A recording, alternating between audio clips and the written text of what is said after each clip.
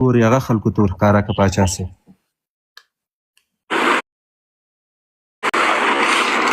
دا ویل کېږي چې دا کسان یې د شپې ښخ کړي دي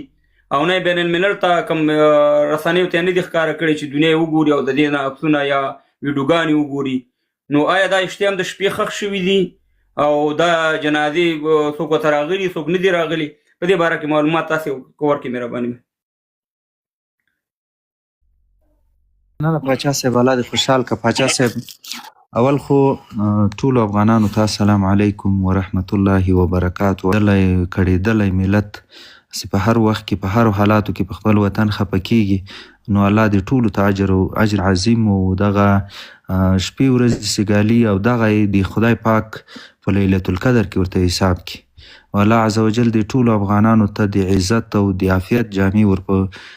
په غاړه کې. پاچا صاحب دا ډیره مهمه پوښتنه ده او دا ډیر مهمه خبره ده. پاچا صاحب یو دوه ویډیوګانې ما هغه د اروپایي شورا د اروپایي ټولنې هغسې د سفیره هغه راغلی و افغانستان ته، د هغې سره یو څه ټیمونه راغلي وو، دغسې دا نور اروپایي ټولنې دا نور بعضې بین المللي هغه راغلي وو، ټیمونه راغلي وو چې دغه پاکستان دا خبره کوله لکه د موږ بعضې بې غیرتو چې دغه شاهدي ورکړې وه چې دلته ګواکې طالبان دي یا د ټي ټي پي مجاهدین دي یا دوی په خپله دغه په انفجار ورکړی. دا خبرې ټولې دلته موجودې وي او اسلامي امارت د دې په خاطر جنازه وسوله تقریبا شاوخوا 2:30 بجې چې په کابل کې سخت باران وریده. 2:30 بجې جنازه وسوله. دا یوه جنازه نه وه، 2 نه وې، 3 نه وې، 4 نه وې، دا تقریبا 498 کسان وو. پاچا صاحب دا وړکۍ خبره نه ده. نو د دغو جنازه هم داسې اسانه نه ده چې دا تدفین یې دومره اسانه ده او دومره په قرار باندې به وکړي او نه دومره زر کېږي. نو دغه د شهیدانو د بعضې بین المللي ټیمونه چې راغلي وو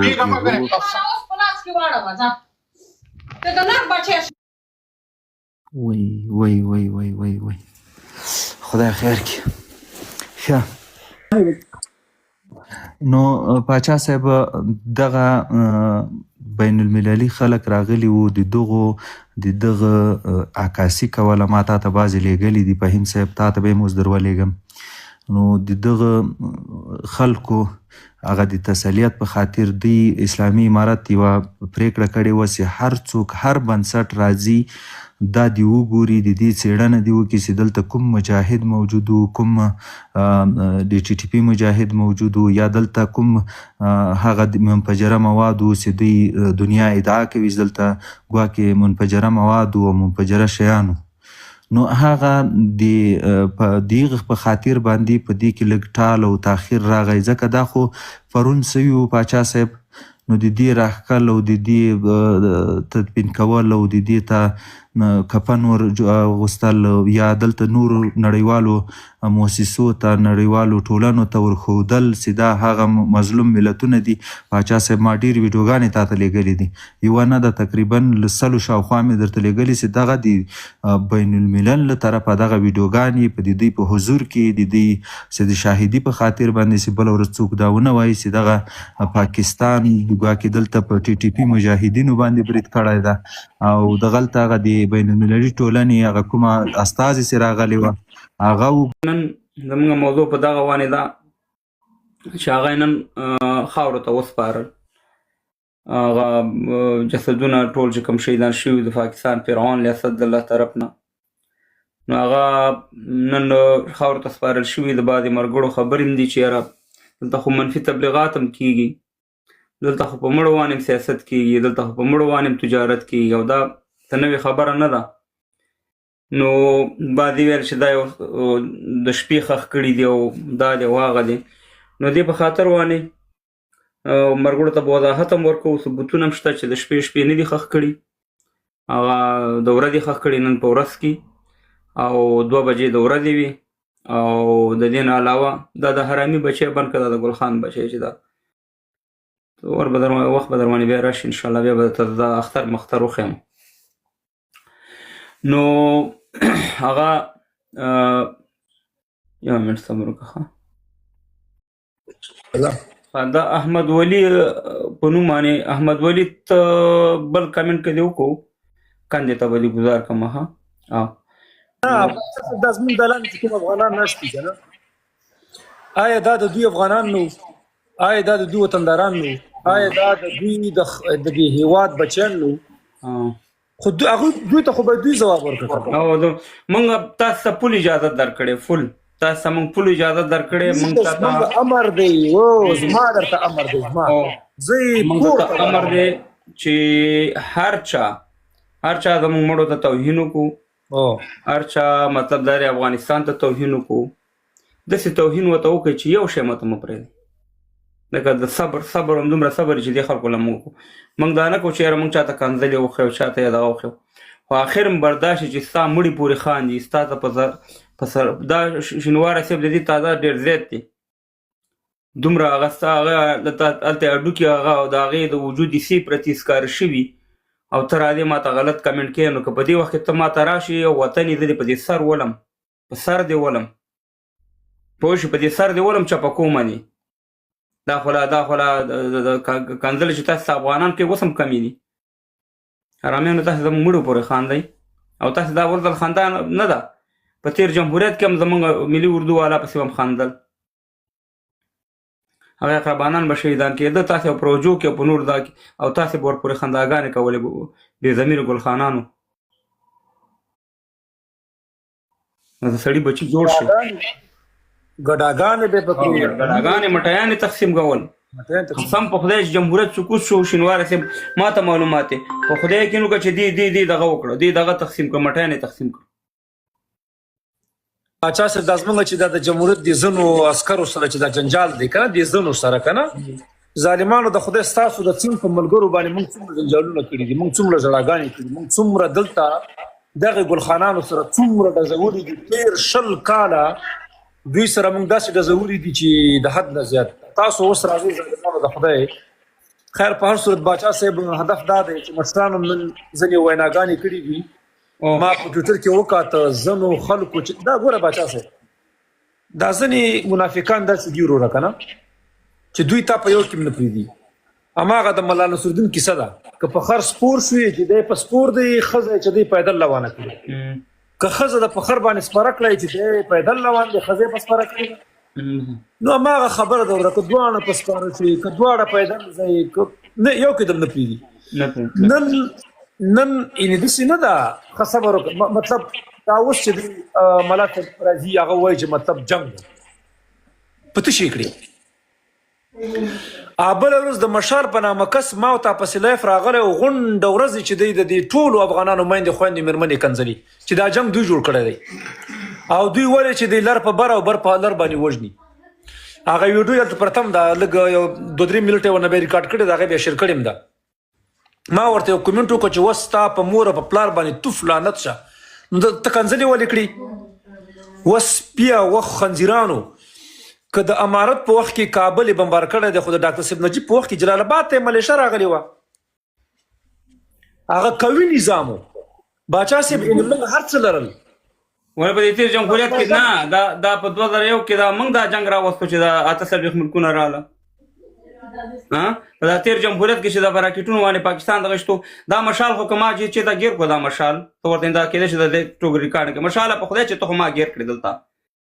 ته خو ما ته مولوي ما سره د 10 میسجه دي ما سره پراته دي 10 وایس میسجه چې تا چې ویلي چې زه خو تا سره هغه کار وکړم مشاله بیا به انشاءالله یاد وساتي والله چې بیا چار څه کېږي زه به تا سره کار لرم خو چې یو ځل زه تا ته فارغ شم ګزګار شم تا ته بیا به تا سره مشاله د کار لرم تا زه پېژنم ستا 10 وایس میسج هلته ما سره پراته دي ته سوالګر راځې موږ باندې لایف جوړئ ته خیرات خور راځې چې یو سړی دی نه دی پرې خیر سړی نه دی خیرات غوښتی دی دغه دی یو ورځ اسلامي امارات صفتو کې بله ورځ کنځلې ورته کړي یو ورځ د جمهوریت دغه کې بله ورځ هماغه جمهوریتیانو ته کنځلې کوي څوک دې پرېښي تا خو که ګیر مې کړې مشاله بیا تا سره انشاءالله خبرې کوم دا مې یاد یو کنځلې بیا به تا سره حساب کوم پوه شو کنځلې ډېر اسانه چې دې په کوټه کې وکړي بیا به انشاءالله ما تا سره ګورو خو هغه بیا وخت سره به سره خبرې کوو نو راځو خپلې موضوع ته زه بخښنه غواړم یوازې هغه نه دی دغه د جنان مسای او د باجوا زوی د آصف خواجه آصف د زما ستا به هغه لکه چې نکاس کوي که څنګه د خواجه آصف زوی مجید قرار چې دی هغه هم کنځلې کا پرونی بیګایم په ټویټر کې چې دی د سپي غونډه کې غپل نن هم چې دی صاحب مهربان هغه یوه کنځلمره خورې پیدا کړې ده په سرطان اخته ده هغه مریضه وه هغه مریضه الله کړې ده د افغانانو ازار والده قرار موږ ته سپکاوی که و رزیله و غره و فاسقه و شرابي و ملحده تا خو نه عالم پرېښوده تا خو نه سیاستوال پرېښوده تا خو نه خلقي پرېښوده تا نه حزبي پرېښوده نه د جمهوریت تا خو ټولو ته ناموسي کنځلې کړي دي اوس ته څوک منې او بل ته څوک یې اوس د افغانستان یوازې ستا د پلار دی ستا د نیکه دی ستا هغه د غور نیکه دی دا جمهوریت تا راوړی و دا ستا د نیکه په قواله رسېدلی و والکه خو ته د خپلې بلستنې سره پخې وغځوه چې څومره یې دا عمر یو لکه چتی یو لکه هغه دغه مشتکی نه هغه د ژرندې مشتکی د ژرندې مشتکیه چې څومره یې همدومره خبرې وکړه موږ هم راځو په افغانستان باندې خبره کوو خو موږ تا نه یادو موږ بل چا سره کوو د جمهوریت هغه کسان د جمهوریت هغه مشران چې هغوی افغانستان سره خیانت کړی دی دا د باجوا بچیه نه ته زموږ خوله بندولی شي او نه بل څوک بندولی شي ځکه زموږ هیواد سره خیانت کړی دی زموږ د هیواد وسلې ټانکونه تیاري نه کباړ کړي دي او دی په نورو باندې خرڅ کړي که دا موږ نن لرلی علي صاحب یو خبره کوم که دا موږ نن لرلی نو که یعنې که دغه خلک موږ نه وی بچ کړي